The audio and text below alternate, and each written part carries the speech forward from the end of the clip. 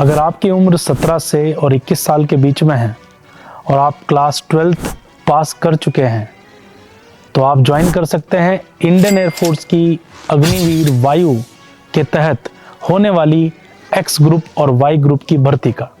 तो आज की इस वीडियो में हम जानेंगे कि क्लास 12th के बाद हम इंडियन एयरफोर्स का एयरमैन रिक्रूटमेंट एग्ज़ाम कैसे पास कर सकते हैं और क्या क्या एलिजिबिलिटी क्राइटेरिया रहता है इस एग्ज़ाम का। आइए सबसे पहले बात करते हैं कि एयरमैन बनने के लिए क्लास 12th में कौन कौन से सब्जेक्ट होने चाहिए। देखिए, एयरमैन दो ट्रेड के लिए आयोजित किया जाता है। एक है आपका साइंस सब्जेक्ट जिसको हम पुराने नाम एक्स ग्रुप से जानते हैं, एक है आपका अदर देन साइंस सब्जेक्ट जिसका पुराना नाम वाई ग्रुप है। अगर आप एक्स ग्रुप यानी कि टेक्निकल ट्रेड ज्वाइन करना चाहते हैं तो आपके पास 12वीं कक्षा में फिजिक्स, केमिस्ट्री, मैथ्स और साथ ही साथ इंग्लिश होना चाहिए और 50% का क्राइटेरिया एयरफोर्स के द्वारा रखा जाता है इंग्लिश में और बाकी सारे सब्जेक्ट में भी। वहीं अगर हम बात करें नॉन टेक्निकल की तो आप 12th क्लास अगर किसी भी सब्जेक्ट से कर रहे हैं और इंग्लिश आपके पास एक सब्जेक्ट रहा हो और जिसमें 50% से ज़्यादा नंबर आप लाए हों तो आप वाई ग्रुप के लिए भी एलिजिबल हो सकते हैं। तो आइए मेनली बात करते हैं टेक्निकल ट्रेड के बारे में।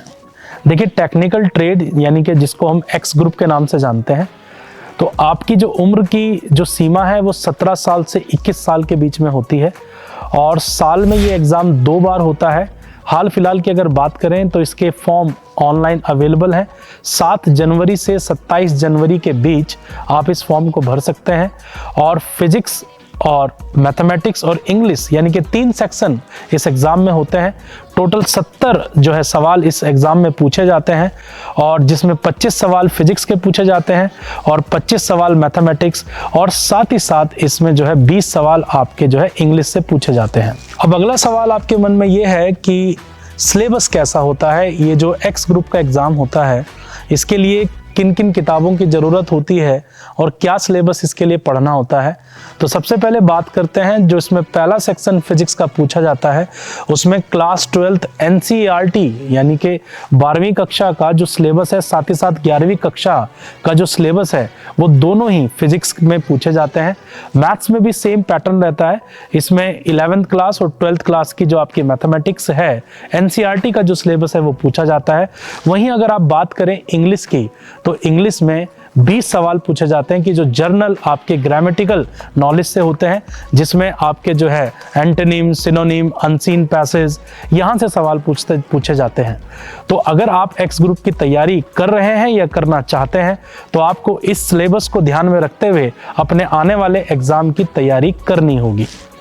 जैसा कि मैंने आपको बताया कि ये जो एग्ज़ाम होता है साल में 2 बार आयोजित किया जाता है और ये कंप्यूटर बेस एक एग्ज़ाम होता है। आपको एग्ज़ाम सेंटर पर कंप्यूटर स्क्रीन पर सवाल दिखाए जाते हैं। आप सेक्शन वाइज इस क्वेश्चन पेपर को अटेम्प्ट करते हैं। पहला सेक्शन आपका फिजिक्स का ओपन होता है, उसके बाद मैथ्स का ओपन होता है और साथ ही साथ अगला जो सेक्शन है वो इंग्लिश के लिए ओपन किया जाता है। अब बात करते हैं कि इस पैटर्न की जो एग्ज़ाम की जो पद्धति है वो किस तरह की रहती है। एग्ज़ाम की अगर हम पैटर्न की बात करें तो इसको पास करने के लिए आपको हर सेक्शन को क्वालिफाई करना ज़रूरी होता है। यानी कि अगर हम फिजिक्स की बात करें तो उसकी जो सेक्शनल कट ऑफ है वो भी आपको पार करनी होगी, मैथ्स की सेक्शनल कट ऑफ भी आपको पार करनी होगी और साथ ही साथ इंग्लिश की सेक्शनल कट ऑफ भी आपको पार करनी होगी। तीनों सेक्शनल कट ऑफ पार करने के बाद आपकी एक फाइनल मेरिट बनती है। फाइनल मार्क्स आपके बनते हैं और आपके टोटल मार्क्स अगर फाइनल मेरिट के नंबर से ज़्यादा हैं तो आपको फेज 2 के लिए बुलाया जाता है। बात करते हैं ये फेज 2 एग्ज़ाम क्या है।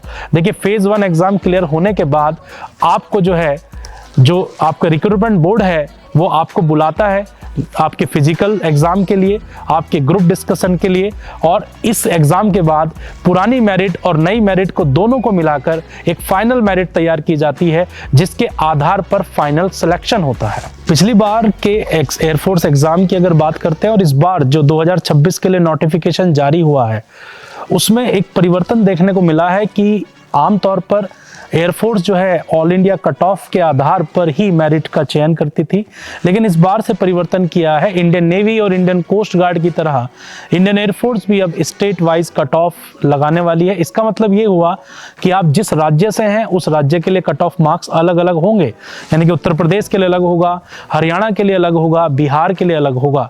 तो आप फॉर्म फिल करते टाइम इन बातों का ध्यान रखें कि आप उसी स्टेट का चयन करें जिस स्टेट के आप रहने वाले हैं, यानी कि जहां का डोमिसाइल यानी कि मूल निवास प्रमाण पत्र आपके पास उपलब्ध हो। ये एग्जाम दोनों कैंडिडेट्स के लिए होता है, यानी कि लड़के और लड़कियां, मेल और फीमेल दोनों जो है इस एग्जाम को दे सकते हैं, लेकिन मेल और फीमेल कैंडिडेट दोनों का जो मेरिट है वो अलग अलग बनता है। वहीं अगर हम बात करें कि कितनी हाइट और वेट की बात इस एग्ज़ाम के लिए की जाती है, तो 152 सेंटीमीटर दोनों कैंडिडेट्स के लिए हाइट का क्राइटेरिया है, और वेट जो है आपका वो हाइट के अकॉर्डिंग होना चाहिए, यानी कि आप ना तो अंडर वेट होने चाहिए और ना ही ओवर वेट होने चाहिए। इस एग्ज़ाम के फॉर्म को भरने के लिए आप इनकी ऑफिशियल वेबसाइट पर जा सकते हैं।